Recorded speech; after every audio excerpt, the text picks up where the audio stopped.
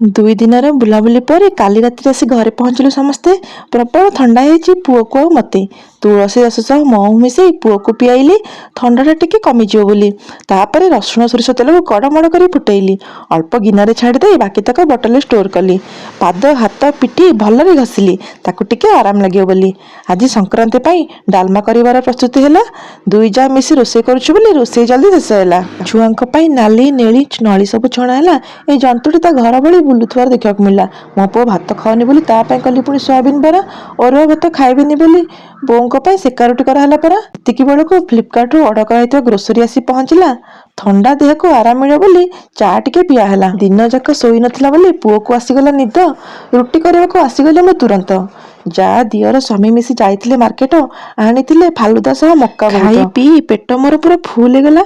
ଚ୍ୟାନେଲକୁ ସବସ୍କ୍ରାଇବ କରିକି ଯିବେ ବୋଲି କଥା ରହିଲା। ଦେଖା ହବ ନେକ୍ସଟ ଭିଡ଼ିଓରେ। ଜୟ ଜଗନ୍ନାଥ।